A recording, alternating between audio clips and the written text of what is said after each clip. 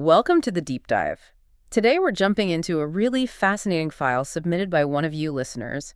It starts with an FBI agent, Malone, looking into government inefficiency. Which sounds pretty standard, right? Bureaucracy 101. Exactly. But here's the kicker. The whole thing needs to be kept secret, completely under wraps. Our source material calls it highly uncongressman-like. And that right there, that's the first big flashing red light. It tells you immediately this isn't just about, slow paperwork. It's about why the inefficiency itself is being hidden. That's the real puzzle Malone's facing. Precisely.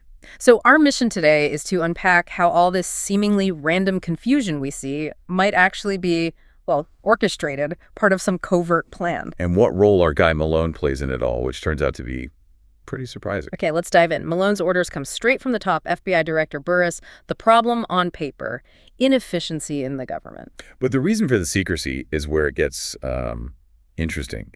Burris basically says the old way, public hearings, committees, headlines, isn't happening this time. No. This time, they want to keep it a secret. And they hear, apparently it's congressmen who found messes in their own departments. So they want an outsider Malone to find the cause, but, make sure it wasn't their fault. A bit of CYA going on? Pretty much. Burris even mentions specifics. 6 so far, 4 representatives and 2 senators. So it's not just one isolated case. And some of these cases are genuinely bizarre, like Senator Lefferts. He's convinced somebody was out to get him, sabotaging his work. Sounds paranoid, right? But then Burris drops this weird line. A paranoid has just as much right to be persecuted as anybody else. Which just leans into the strangeness of it all. It hints maybe Lefferts isn't entirely wrong, even if he sounds, nuts. Exactly. It suggests we're maybe not operating under normal rules here. And despite Lefferts' claims, the only solid issue Burris mentions is just paperwork errors. Lots of them. So Malone starts digging, kind of reluctantly. Tapes, reports, computers, the usual grind. Yeah, and Burris just tells him, keep on looking, because there has to be something wrong. That insistence, even without clear evidence, it's telling. Okay, so Malone follows the trail, and it leads him to the computer section, described as this huge, complex maze of machines. And there he meets Fred Mitchell. Brilliant computer guy, but let's just say social skills aren't his strong suit. And Fred's initial reaction to Malone's investigation. Total dismissal. Yeah. Basically tells him, forget about it. He says checking the machines is absolutely unnecessary. For Fred, machines don't really make mistakes. Right, like a machine error is a bigger deal than, murder? Yeah, exactly. Yeah. He has this whole theory about a non-existent pig Latin circuit. Yeah. Because the idea of a translator machine failing logically is just unthinkable to him. Machines are perfect. Humans, not so much. But then comes the surprise. The machines are perfect, hardware's fine. But their inputs and outputs don't match up. What goes in isn't what comes out consistently. Which completely messes with Fred's worldview, doesn't it? Oh, absolutely. It forces him down 2 paths. One, maybe the technicians are screwing up constantly. Which he doubts because the errors are too uniform, right? Right. He even says someone who'd feed bad data to a computer would kill his own mother and then lie about it. That's how seriously he takes data integrity. So option 2. Deliberate sabotage. A thought he really, really doesn't like, but starts to seem more plausible than mass, identical incompetence. And as Malone keeps looking, he sees this isn't just about computers or one senator. He's noticing snarl-ups everywhere. Yeah, like echoes of past scandals, like the Harding administration he mentions, but with a key difference. No obvious culprit. Exactly.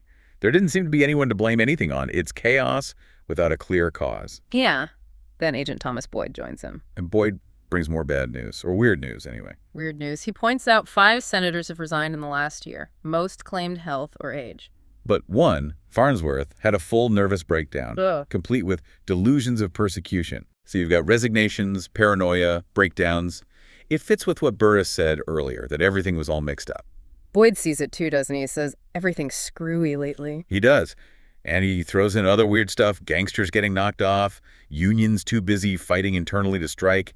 It's like society's baseline weirdness level is cranked up to 11. So Malone and Boyd put it together. This has to be coordinated, an organization. Yeah, it's just too widespread for one person. And assuming it's all random accidents, that seems silly. But the big question remains, how? How are they causing all this chaos without an army of spies? It seems technically impossible. And that impossibility pushes Malone toward a really unconventional idea. He starts trusting this prescient ability he seems to have, a kind of gut feeling that goes beyond just logic. Leading him to think about psi powers, Yeah. telepathy? Exactly. Things he's encountered in previous cases, apparently. Telepaths, even teleportation. Stuff that sounds like science fiction, but in his world, it's been real. But trying to talk science with psi powers, that doesn't go well, does it? He meets Dr. O'Connor. Oh, yeah. The Westinghouse psionics expert.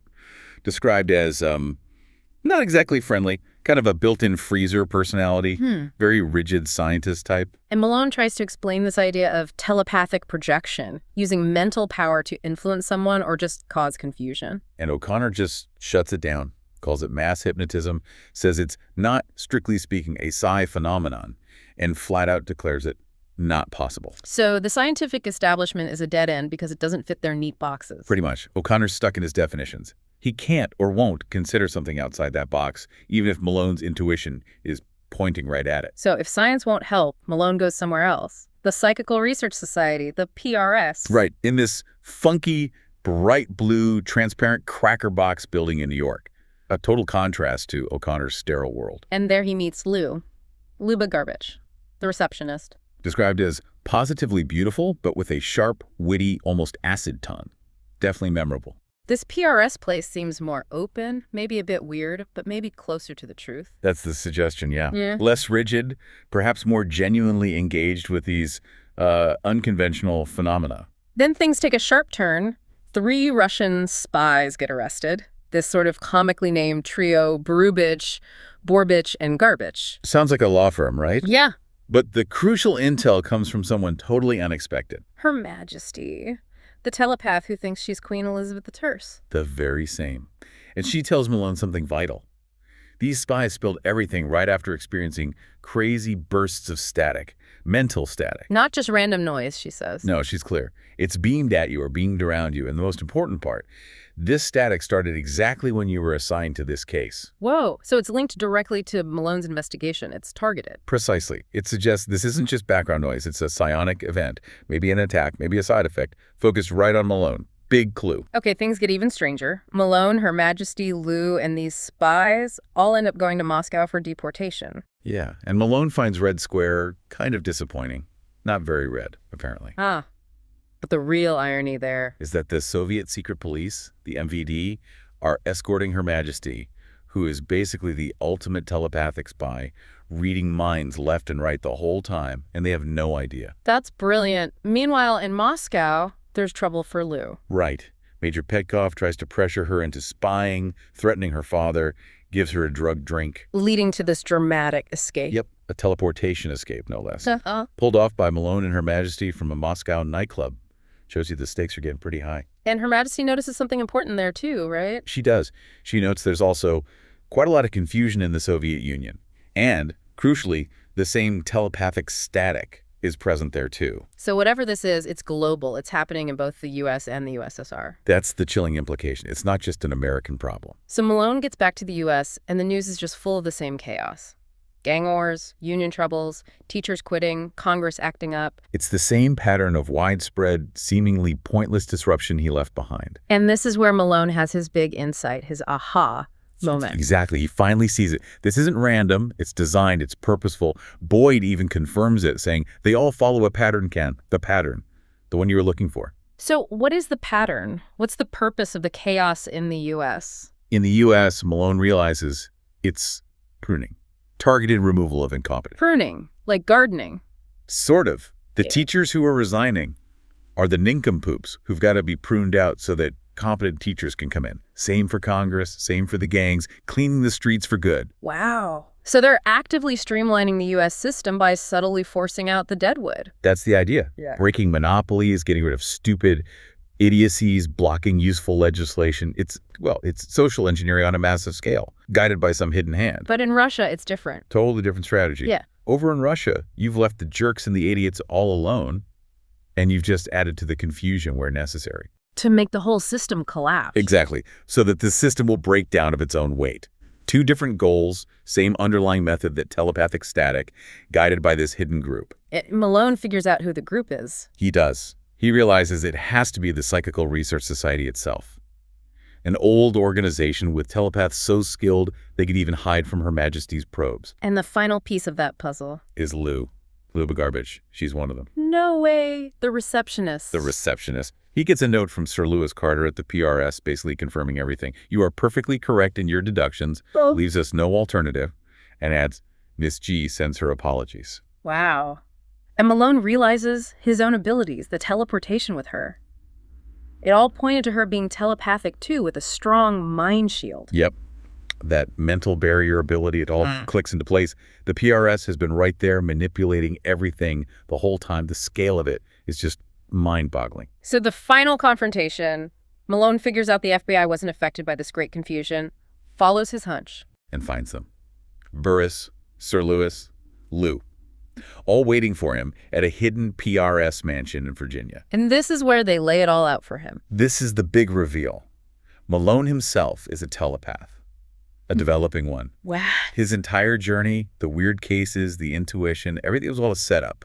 A training program run by Burris and the PRS. To awaken his powers. Exactly. His prescience was psi intuition. His mind shield developed naturally as he encountered telepathy. Her Majesty, the gangs, those cases, forced him to accept psi reality and built his skills. And Lou, what was her role in his training? Her job was to be in rapport with him, to help him control his shield, accept his talent. She admits she volunteered because I liked you. So Malone is their big success story. He's the first adult ever to learn the use of psionic powers from scratch. Apparently, child telepaths often go insane without guidance, so training in adults is a huge breakthrough for them. And they try to justify their actions, the manipulation, the assassinations, like Governor Flarian. They do. Lou explains Flarian had this powerful paranoid mind shield they couldn't penetrate. And he had plans, she says, like an embryonic Hitler, so they felt they had to stop him. It's that ends justify the means argument. Chilling. And Lou's father, Vasily Garbage, the spy? Also PRS. Not a spy. They needed him back working inside the Kremlin, so they engineered the whole spy arrest to get him deported back to Moscow. The other two were real spies, though. Apparently, yes. Just convenient, incompetent ones caught in the PRS's web. So let's recap. We've got the secret society, the PRS, using powerful telepaths to subtly guide world events. Yeah, pruning the U.S. for efficiency, destabilizing Russia through chaos, Yeah. all based on their idea of what's best for humanity. It's a staggering concept. A benevolent conspiracy, maybe? Benevolent from their point of view? Absolutely. Yeah. But it raises huge ethical questions, doesn't it? Definitely. Is it ever okay to control things on that scale, even with good intentions, secretly shaping nations, deciding who rises and falls? It's the ultimate shadow government, but powered by thoughts, not votes or armies. Where is the line between guidance and manipulation when it's all invisible? It really makes you think. If a group like this did exist, pulling the strings, how would we possibly know? And maybe the tougher question, if we found out, would we even want to stop them? Or would we secretly hope their invisible hand is steering us away from disaster? Makes you look at the daily news a bit differently, doesn't it? Wondering if the latest inexplicable event is just, another extremely deep dive into managing human affairs. Well, that was quite the journey into the extraordinary. Thanks for diving deep with us today. We'll see you next time.